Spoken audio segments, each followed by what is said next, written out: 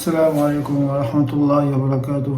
بسم الله والحمد لله والصلاة والسلام على رسول الله صلى الله عليه وسلم. Bienvenue à tous. Alhamdulillah Rabbil Alamin. On est toujours dans la série de lectures du livre du Cheikh Mohammed Saïd Raslan, qu'Allah le préserve et l'assiste. Ce livre-là traite de la croyance du musulman. Après cela, dans le cours précédent, 8e annulatif, nous avons vu que le fait de soutenir, d'aider, d'aimer les mécréants ou de les soutenir contre leurs frères musulmans ou d'approuver même leur mécréance, cela faisait sortir les musulmans de la foi islamique. Et on a parlé d'une manière générale sur les mécréants, les polythéistes, parmi les idolâtres, parmi les Yahoud, les Nasara et autres. Mais aujourd'hui, j'aimerais faire une précision aussi sur ce point-là, qui est le fait de soutenir, d'aider les polythéistes contre ses frères musulmans ou d'aimer leurs pratiques qui relèvent du kufr.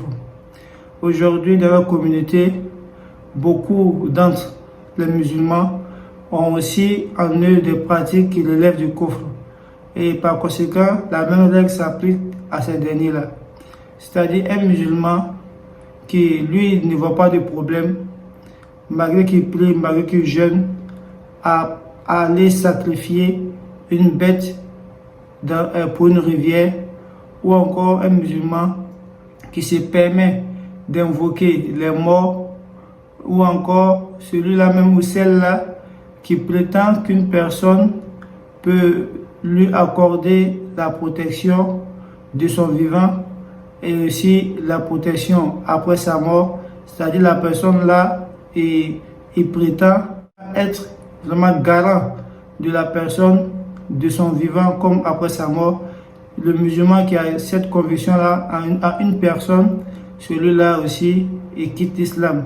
Et toi le musulman, si il advient que tu cohabites avec ce genre de personne, tu dois d'abord le conseiller, tu dois d'abord le montrer que c'est Allah subhanahu wa ta'ala, c'est à lui qu'il élève ces différentes choses, telles que le sacrifice, telles que le fait d'adorer, d'invoquer et autres, et cela ne revient pas à une créature. Tu mets les choses à sa place, tu essaies de le conseiller de la plus belle des manières. Mais s'il refuse de t'écouter ou bien il est sur sa logique, alors de la manière tu te désavoues de ces polythéistes-là, de la manière que ses compagnons se sont désavoués des polythéistes de la Mecque, des personnes qui adoraient des saints, qui adoraient des idoles, qui adoraient aussi des arbres et autres. Toi aussi, tu dois te désavouer de ces personnes-là, même si c'est prétendent musulmans. En islam, il n'y a pas de pratique païenne, il n'y a pas de pratique polythéiste. Au contraire, ces pratiques de l'islam sont des pratiques qui mènent le serviteur, qui mènent les musulmans à l'adoration, à vénérer, à supplier un Dieu unique sans associé. Un Dieu unique sans associé. Donc tu peux prétendre que tu es musulman parce que tu fais les 5 prières, mais alors que ta foi, le fondement même de l'islam est déjà gâté chez toi.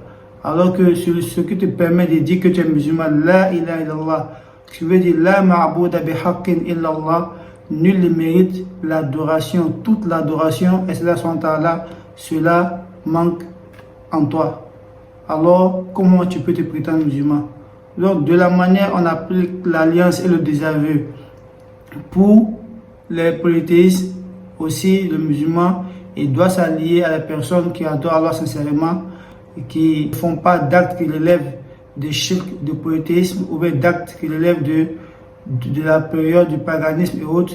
C'est de cette même manière que le musulman aussi, il a ce devoir-là de se désavouer d'une personne qu'il voit ou qu'il a vu en train de faire ce genre de pratiques qui sont contraires aux lois de l'islam. Et si cette personne est son parent, fait partie de sa famille, alors c'est la même règle encore. Le conseil, si après le conseil, il voit qu'il n'y a pas d'amélioration, la personne est toujours sur sa position, il fait des invocations pour lui, mais ce qui les lie là, c'est les liens de famille. À part cela, ils n'ont rien en commun, ils n'aiment pas ce qu'il fait, au contraire, ils dénoncent ce qu'il fait, et c'est tout. Mais il ne faut pas t'asseoir là, à être avec eux, à marcher avec eux. C'est toi, tu cours toujours avec eux, tu es dans leurs conférences, tu es dans les activités, les réunions et autres. Tu cherches quoi là-bas? Alors que tu prétends que vous n'avez pas la même manière de voir. On a souvent de nous donner la bonne compréhension et de nous faciliter la mise en pratique. Donc, pour celui qui veut en savoir plus sur ce qui a été dit dans le groupe précédent, il peut revenir à la vidéo qu'on a fait sur le 8e annulatif, quand on a la bonne compréhension.